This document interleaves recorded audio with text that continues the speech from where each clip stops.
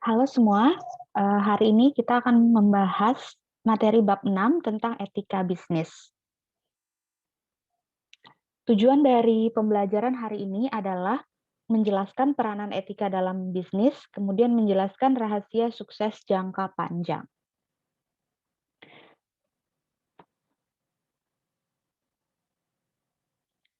Jadi ketika minat wirausaha tumbuh subur di Indonesia, timbul anggapan bahwa kewirausahaan adalah alat yang paling tangguh untuk mengejar kekayaan.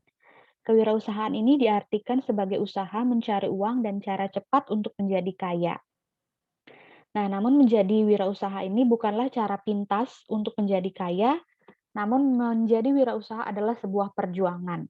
Apapun yang dilakukan, kewirausahaan tidak dapat dibangun dalam tempo sekejap. Jadi kalaupun Anda telah merasa berhasil dalam waktu singkat, periksa kembali apakah fondasi usaha Anda sudah cukup kuat. Kemudian periksa kembali apakah sukses yang kalian peroleh itu diraih dengan jujur, halal, atau apakah bisnis yang kalian sedang jalankan ini real atau fiktif spekulatif, atau ada pihak yang dirugikan. Kemudian apakah kalian sudah memenuhi syarat-syarat dan kewajiban kalian sebagai wirausaha.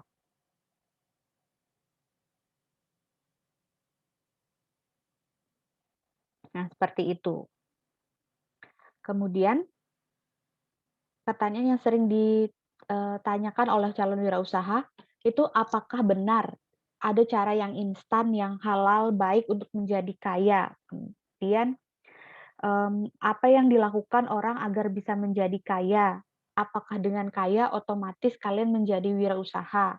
Kemudian apakah kalian sudah pantas, saatnya hidup bergelimang harta? Nah, pertanyaan-pertanyaan itu perlu direnungkan lagi oleh calon wirausaha. Kemudian berusahalah dengan memegang teguh nilai-nilai etika sedari kalian muda dan jangan berkompromi sekecil apapun. Jadi bangunlah karakter dan miliki reputasi. Nah, reputasi ini yaitu citra yang didefinisikan sebagai a picture of mind, yaitu suatu gambaran yang ada di dalam benak seseorang. Citra ini dapat berubah menjadi buruk atau negatif apabila kemudian ternyata tidak didukung oleh kemampuan atau keadaan yang sebenarnya. Nah, misalnya kita membangun reputasi citra sebagai orang yang pintar dan bijaksana, tapi kemudian terbukti nih ternyata kita melakukan sesuatu yang bertolak belakang sama citra yang kita bangun, reputasi yang kita bangun, pasti, itu orang tidak akan percaya lagi sama kita, seperti itu. Kemudian kalau karakter atau watak itu adalah sifat batin yang mempengaruhi segenap pikiran, perilaku, budi, pekerti, dan tabiat yang dimiliki manusia atau makhluk hidup lainnya. Kemudian ini karakter itu biasanya melekat dan terbentuk bertahun-tahun. Jadi seperti yang pernah kita pelajari kalau sesuatu kebiasaan yang kita lakukan terus-menerus, itu akan menjadi karakter kita. Jadi coba lakukan hal-hal baik supaya karakter kita juga menjadi baik. Nah ini, bagaimana berbisnis dengan etis? Jadi untuk berbisnis dengan etis, kita perlu berperilaku jujur dalam menjalankan aktivitas bisnis. Nah ini tuh meliputi seluruh aspek dalam menjalankan usaha. Misalnya dalam aspek produksi kita harus berperilaku jujur, berarti kita menghasilkan produk sesuai dengan kualitas yang sebenarnya, kemudian aman dikonsumsi orang lain dan memenuhi ketentuan yang dipersyaratkan oleh hukum maupun pembeli. Jujur berarti terbuka, menyebutkan segala kekurangan dan bahaya yang timbul dari produk yang kita buat, kemudian jujur dalam berproduksi, memasarkan, dan jujur dalam membayar pajak. Nah, seperti itu. Jadi kalau misalnya kita nih pengusaha, wirausaha makanan, kalau kita saja tidak berani makan, produk yang kita buat karena kita campurkan bahan berbahaya, apalagi konsumen kita gitu. Jangan sampai kita merugikan orang lain gitu. Misalnya buat bakso, tapi baksonya supaya awet, tahan lama kita campur borak. Nah, atau kita produksi tahu, kemudian supaya awet juga kita campur borak, campur pemutih supaya tahunya bagus. Karena kita pakai bahan kedelai yang jelek sama kualitasnya, buruk, terus supaya kelihatan bagus dan putih kita campurkan bahan berbahaya. Nah, itu kan seperti itu tidak tidak baik karena berperilaku tidak jujur, dan kalau usaha seperti itu misalnya oke lah selama beberapa tahun aman, tidak ada yang tahu, terus, kita untung banyak nih karena kita, menggunakan bahan kualitas jelek, terus kita jual dengan harga, normal. Jadi selisihnya banyak tuh untung kita. Tapi kalau sampai sekali ketahuan nih, kalau kita menggunakan barang berbahaya, terus konsumen kita banyak sakit akibat dari bahan makanan yang kita jual itu, pasti nama kita akan jelek. Sekali ketahuan terus kemudian kita misalnya udah tobat nih, udah berhenti jual makanan dengan bahan berbahaya, tapi orang sudah mencap kita jelek, orang sudah takut, jadi kita jualan makanan apapun, orang tidak akan berani beli. Nah itu, kalau sampai sudah reputasi kita jelek, sudah ketahuan berbuat tidak baik, ketika kita mau berusaha jujur, juga sulit orang untuk percaya. Jadi lebih baik berperilaku jujur, dalam menjalankan aktivitas bisnis, dari awal jual memang barang yang bisa dimakan, tidak mengandung bahan-bahan berbahaya, seperti itu. Jadi harus jujur dalam menjalankan aktivitas bisnis. Kemudian mentaati tata nilai. Nah, ini dilakukan, eee, dalam melakukan aktivitas ada tata nilai yang tertulis yang berlaku secara universal dan harus kita jalankan. Misalnya, nilai-nilai, mmm yang untung-untung, win-win gitu. Kita merasa untung, konsumen juga beli produk kita merasa untung gitu. Mereka, membayar sesuai dengan nilai yang mereka dapat gitu. Mereka merasa, "Oh ya harga segini cocok sama barang atau manfaat yang saya dapat," gitu. Jangan sampai mereka bayar barang mahal, terus kemudian mereka dapatnya barang yang jelek karena kita tidak beritahu, "Ini nih produknya lemahnya di sini," kita bagus-bagusin produk kita, padahal ternyata produk kita ada cacatnya gitu. Lebih baik kita kasih tahu konsumennya, "Ini loh Bu, barangnya memang harganya murah karena kualitasnya, dikurangi di spek ini, tapi kalau misalnya Ibu budgetnya memang, cukupnya segitu, kalau untuk pemakaian biasa-biasa ini masih bagus kok Bu, masih bisa dipakai." Nah gitu, biarkan konsumen yang memutuskan dia mau beli barang yang murah dengan kualitas yang kita beritahu, atau mereka mau beli, dengan barang barang yang mahal dengan kualitas yang lebih baik gitu. Biarkan konsumen yang memutuskan, tapi jangan sampai kita mem membohongi konsumen gitu dengan barang jelek kita bilang bagus, terus kita jual dengan harga mahal, kan mereka pasti akan merasa tertipu. Jadi kita untung, kita win, kita menang, tapi konsumennya rugi, konsumennya kalah. Nah, kalau misalnya kejadian seperti itu kan mereka pasti cuman beli sekali aja, besoknya tidak mau kembali lagi ke kita. Tapi kalau misalnya mereka merasa untung, terus kita juga diuntungkan, mereka pasti akan, membeli lagi, kembali lagi, jadi langganan. Nah, seperti itu.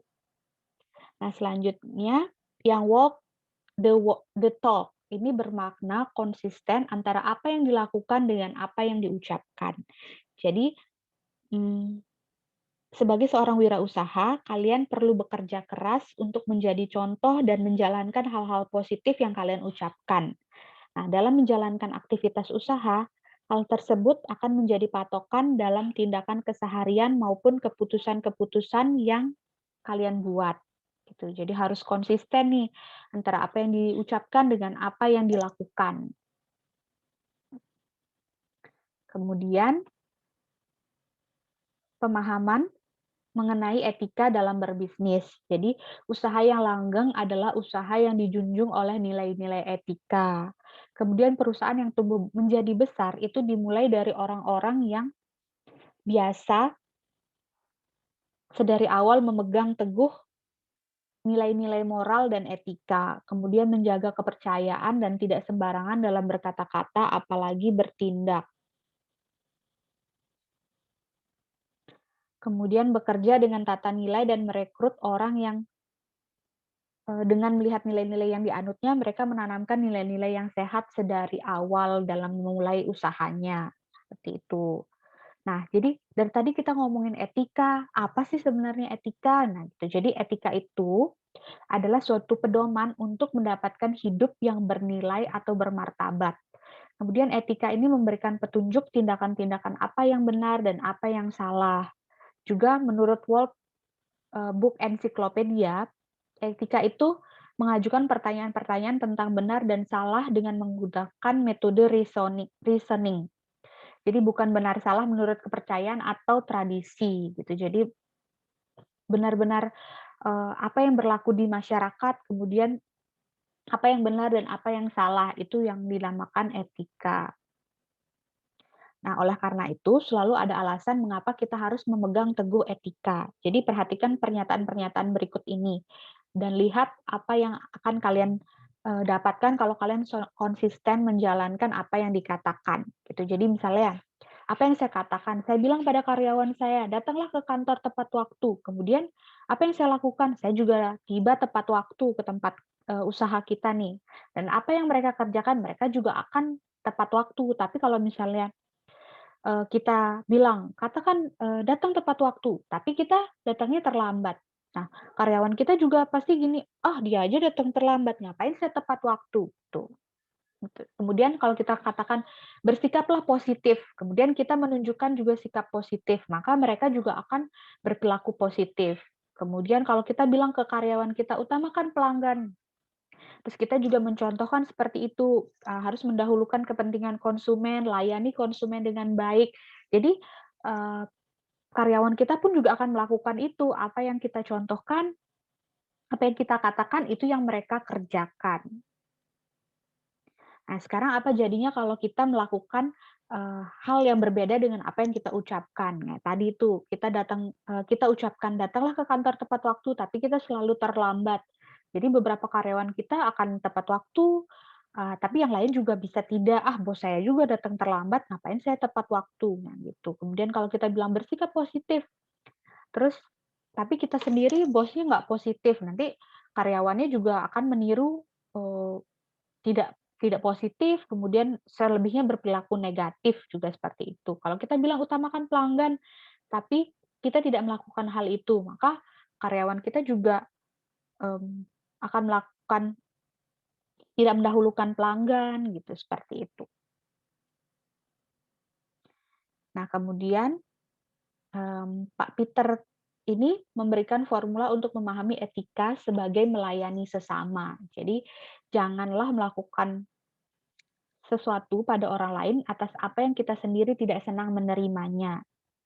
Kemudian melayani sesama juga berarti kalian mau melihat dari kacamata orang lain gitu. Jadi masuklah ke dalam alam berpikir orang lain dan lihatlah apakah perbuatan kita itu menyenangkan atau tidak. Kalau menurut kita saja kita tidak tidak senang diperlakukan seperti itu, kenapa kita harus memperlakukan orang lain seperti itu, gitu. Kalau kita aja tidak senang, pasti orang lain juga tidak senang diperlakukan seperti itu. Kalau misalnya kita nih belanja, terus nggak senang ditipu oleh pedagangnya, ya apalagi pembeli kita kalau misalnya kita nipu mereka kan mereka juga pasti tidak senang, tidak mau balik lagi belanja di tempat kita. Nah, gitu jangan sampai kita melakukan hal yang kita sendiri tidak senangi ke orang lain. Nah, kemudian seringkali orang tidak menyadari perbuatan akan mencelakakan orang lain sebelum waktunya tiba. Nah, itu seperti tadi jualan bakso, kemudian kita, "Oh, biar awet baksonya nih kita campur borak aja," gitu. Nah, itu kan mencelakakan orang lain, nanti lambat laun orangnya bisa sakit kanker, bisa kena penyakit berbahaya, apalagi kalau sampai ketahuan kita memasukkan bahan berbahaya ke makanan yang kita jual. Nah, itu kan mencelakakan orang lain. Kemudian, yang terakhir melayani sesama, juga artinya, seseorang yang lebih dari orang lain, mengembangkan orang lain gitu. Jadi nah, seperti itu. Anda harus menjadi orang yang lebih dari orang lain dan bisa mengembangkan orang lain juga. Kita harus mengajak orang lain juga supaya maju sama seperti kita, jangan hanya maju sendiri. Seperti itu. Dan terakhir, tipsnya, jangan masuk ke dalam bisnis yang tidak real. Kemudian berbisnislah dengan nilai-nilai kejujuran, keadilan, persamaan, keterbukaan, win-win, menang-menang gitu. Kita menang, konsumen kita juga merasa menang. Kemudian melayani dan tanamkanlah nilai-nilai itu di usaha yang kalian bangun. Jangan tergoda untuk cepat berhasil. Ingatlah semua itu ada waktunya gitu. Jadi waktu yang terlalu dipacu cepat dapat beresiko negatif. Misalnya, "Oh, ingin cepat kaya, ikut bisnis ini, untungnya 1000% gitu. Kan seperti yang Ibu pernah bilang, "Too good to be true," gitu. Kalau misalnya dia terlalu bagus, terlalu menggiurkan, itu coba kalian cek lagi apakah iya itu benar bisnis yang aman, bisnis yang jujur gitu. Jangan sampai kalian tertipu. Jadi coba dicek lagi. Kalau dia terlalu menggiurkan sekali, apa bisa sih bisa, "Oh ya kalau misalnya kalian tidur-tidur aja dengan ikut ini, kalian bisa jadi kaya raya," gitu. Apa ada bisnis yang seperti itu? Coba dicek lagi gitu. Kemudian rekrutlah karyawan yang jujur dan jalankan apa yang kalian ucapkan gitu. Karyawan yang jujur itu penting sekali juga gitu. Jangan sampai usaha yang kalian sudah bangun bertahun-tahun itu hancur karena merekrut karyawan yang tidak jujur gitu. Jadi kalian udah pakai bahan yang bagus nih, tapi dia, karyawan kalian nggak jujur, kemudian dia masukkan sesuatu ke makanan yang kalian jual atau, dia korupsi uang kasir. Nah, seperti itu kan juga akan merugikan usaha kalian. Jadi rekrutlah karyawan yang jujur, kemudian tetap lakukan monitoring. Jadi jangan juga terlalu percaya karena, "Oh, ini karyawan saya jujur kok." Kemudian kalian terlalu percaya, kalian tidak awasi. Nah, ingat, seperti kata Bang Napi, tahu nggak sih ya, eee, waspadalah waspadalah gitu. Jadi bisa jadi kejahatan itu ada karena kesempatan, gitu. Jadi jangan juga terlalu percaya 100% tapi tetap diawasi, dimonitoring gitu. Jangan sampai, mmm, dia yang awalnya jujur, tapi karena kita terlalu percaya 100% terus mereka melihat, "Oh, ada kesempatan nih buat berlaku tidak jujur," mereka jadi melakukan hal yang tidak baik juga gitu. Jadi tetap tetap, walaupun jujur tetap diawasi, seperti itu. Jadi lebih baik usaha itu tumbuh bertahap namun langgeng, usahanya bertahan lama dari ke generasi, daripada sukses dalam sekejap kemudian lalu mati. Jadi mungkin kalian harus bersabar 5 tahun sebelum bisnis kalian benar-benar bersinar, dan terus tumbuh gitu. Jadi tetap harus ya, bersabar gitu. Kalaupun misalnya usahanya kelihatan pelan-pelan, tapi setidaknya kalian lakukan dengan usaha jujur daripada usahanya maju cepat gitu, tapi kalian tidak jujur terus akhirnya merusak reputasi kalian sendiri. Nah itu, sekian tentang materi hari ini mengenai etika bisnis. Selanjutnya akan kita diskusikan, materinya lebih lanjut melalui Zoom. Terima kasih atas perhatiannya untuk hari ini.